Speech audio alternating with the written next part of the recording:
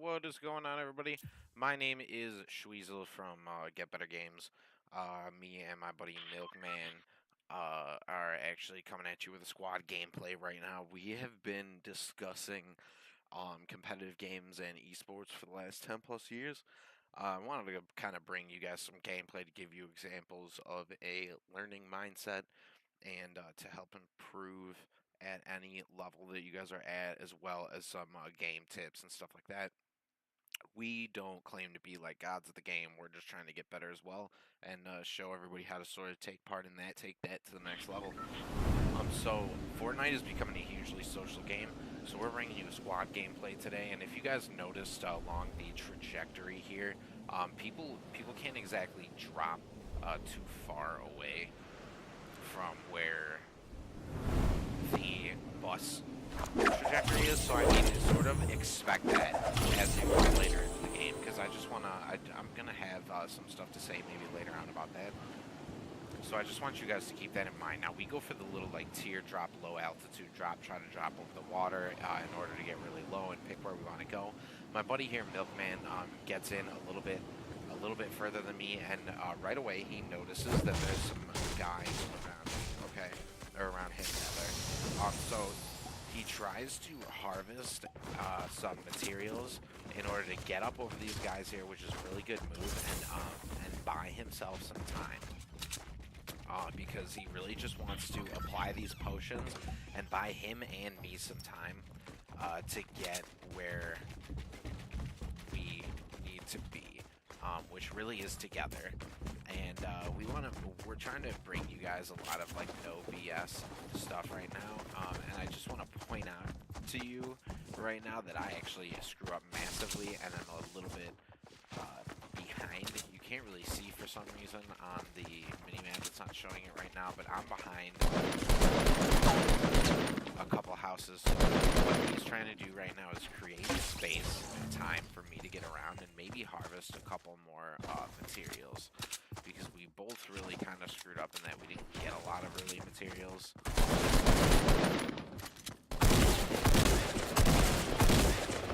And as you'll see, he goes ahead and takes both of those guys out. Okay, you guys, that was an amazing play. And while we are like safe and everything, at the end of it, like holy crap, we could have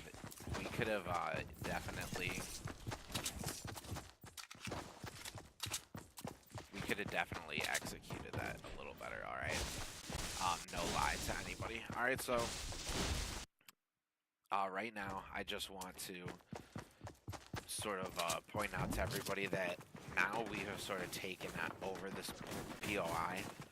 We're being cautious about it and making sure that nobody else is here, and then we're gonna go through and just methodically loot, sort of like south to north here.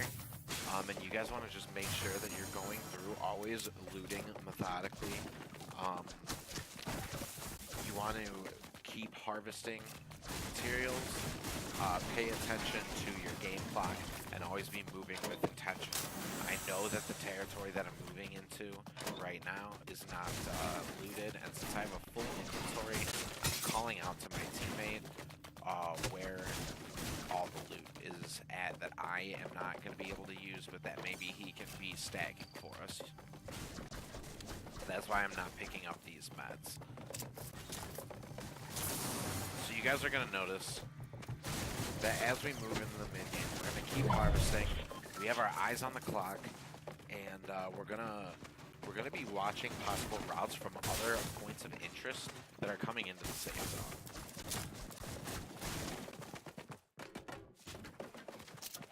It's so weird that it's not showing the map.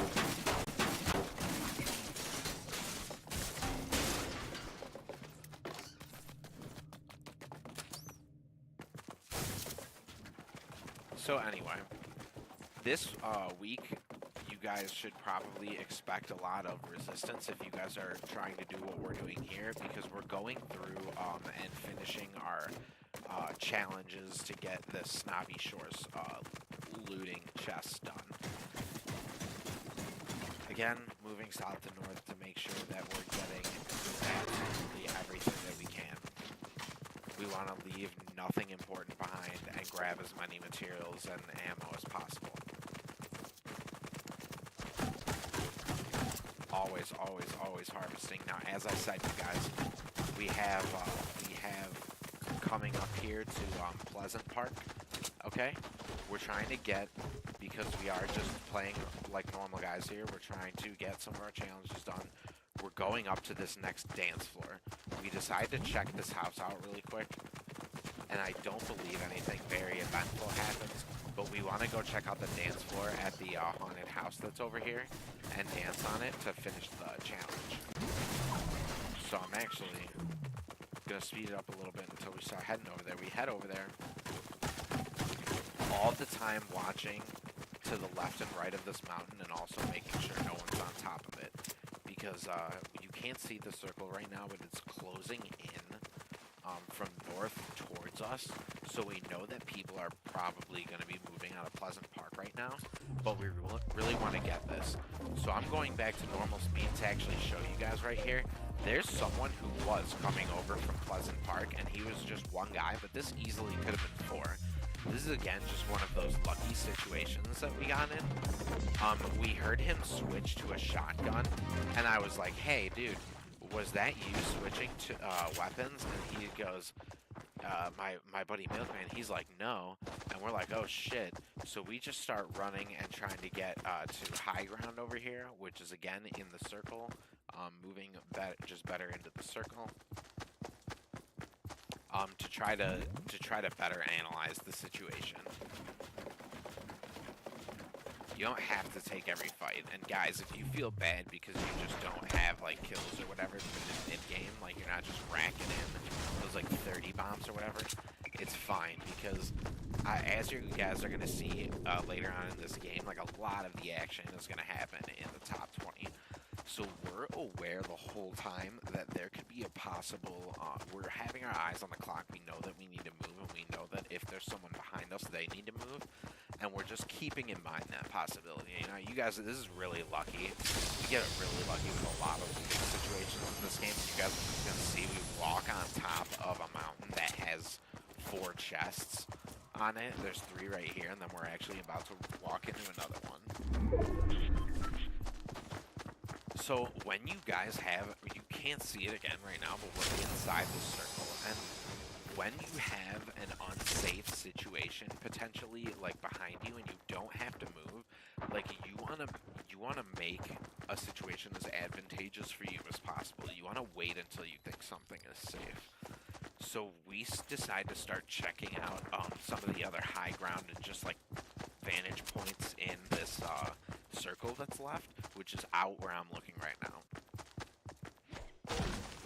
In this situation, because there's only 24 people left, that at most amounts to like 6 squads.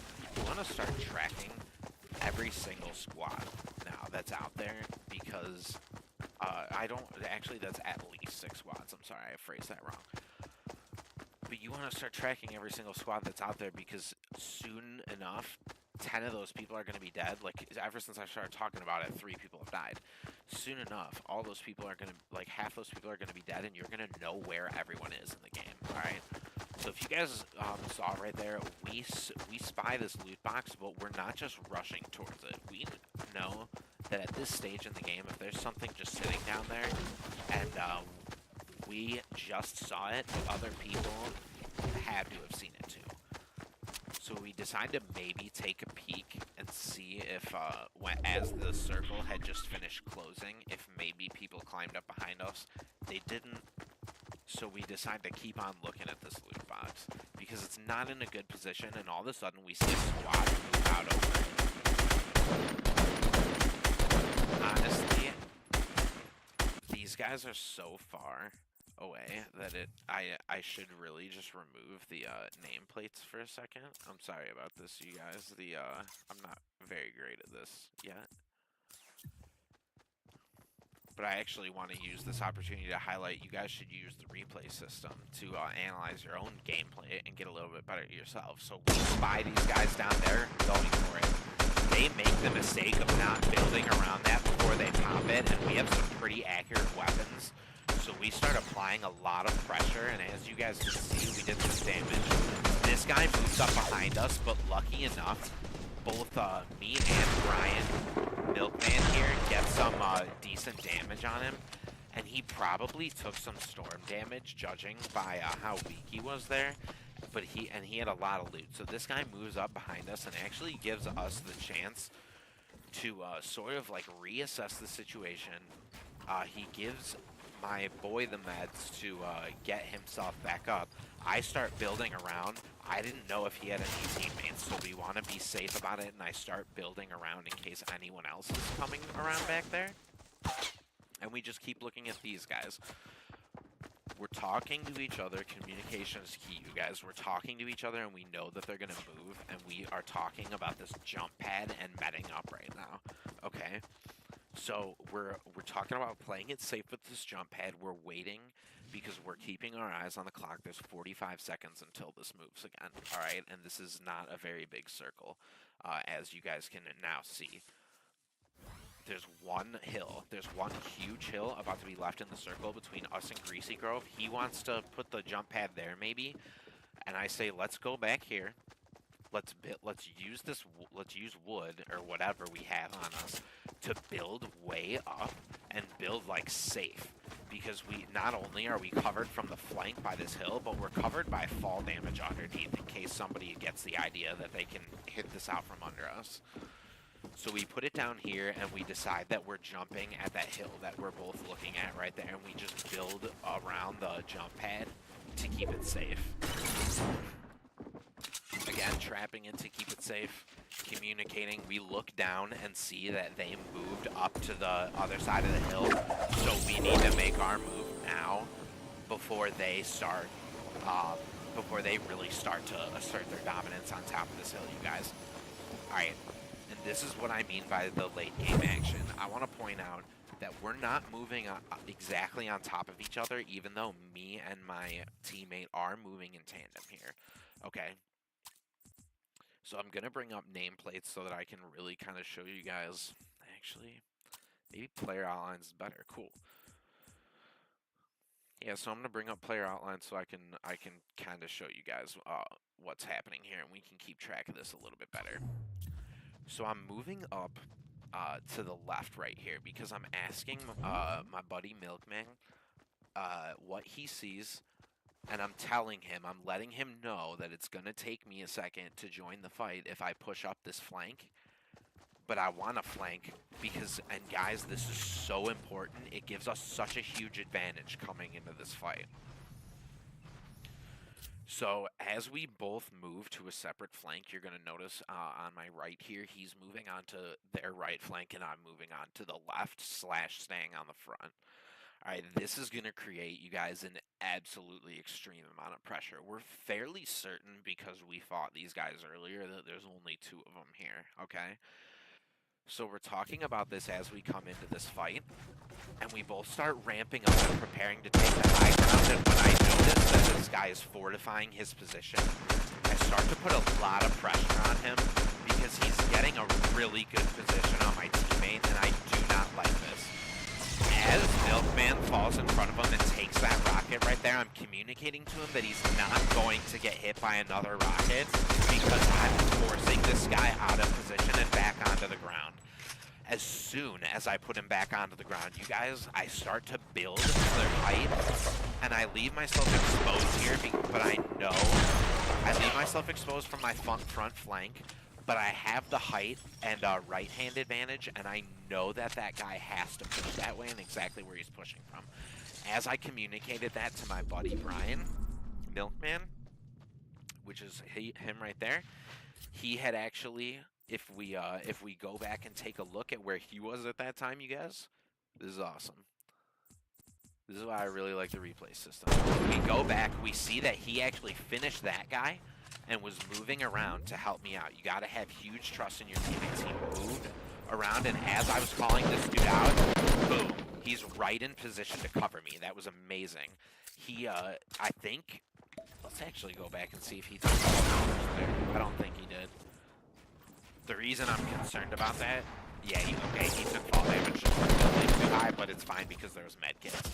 I thought he might have communicated something to me after that, but that was not the case.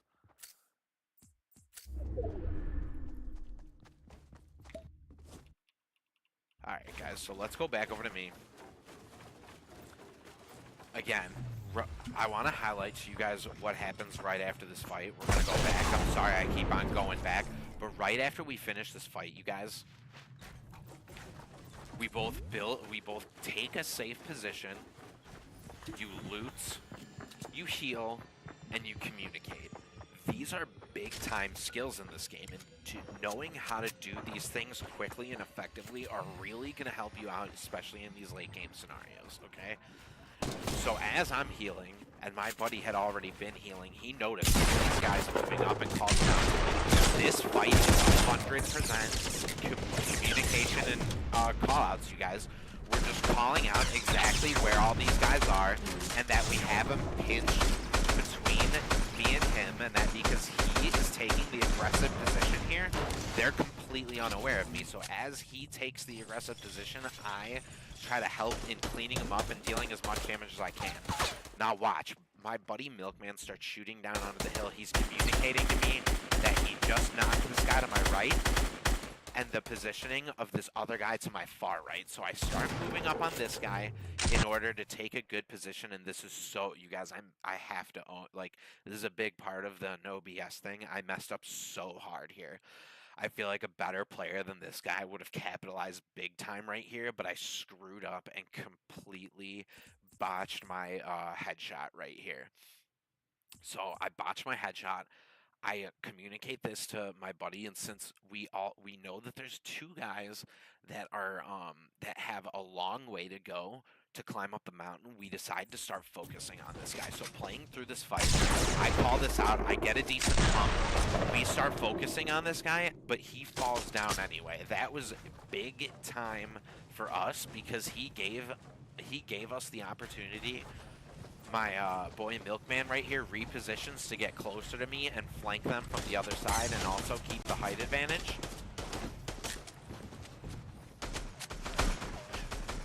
And you'll see right here, this is all communication. I really stay focused on this guy. I make sure that my buddy knows that I just had to drop and sacrifice my height, and he helps me clean up this guy. Okay, guys, a big key in your late game scenarios is really not to panic. Notice that this whole game we have not had explosive weapons. Explosive weapons make it really easy to win these late game fights, but it's not 100% necessary. Now this guy is making a huge mistake and giving up that he's unaware that my boy is not up in that tower, up into our left anymore. And his teammate is obviously not communicating to him that we're flanking around. So we start getting around to these guys because we know that one is literally like one hit, and then one is just a clean up for us in terms of grabbing the win here. So we really start putting on the pressure here, you guys. I try to separate myself. I try to heal a little bit so that we're not taking explosives. And Brian is a good builder, so I know he's going to hold his own here while I say that I'm building. Right here, when our cover finally splits, is where we start with the big time pressure and repositioning to flank. And you guys will notice we both try to get the height advantage. I let him get the better position, and I try to keep these guys on the bottom, okay? Because he is in a position to make a better percentage play than me with the cover that he has and the angle that he has on these guys from being in front of me. This dude massively fucks up, and he had the right idea in rocketing me and destroying my cover, but he really panicked, you guys, and let me get him from the back with a shotgun and let me hit him with an explosive.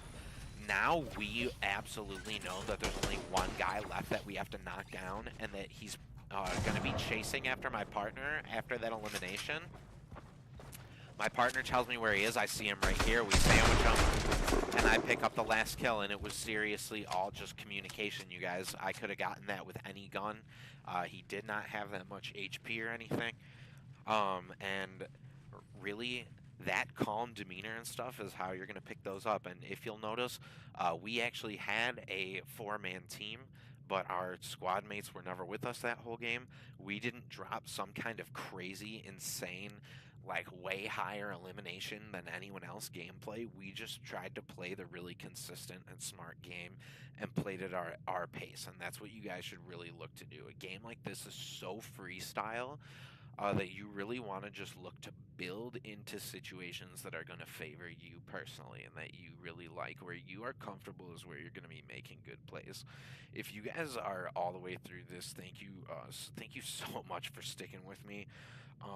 There's so much more to come. Thank you for watching.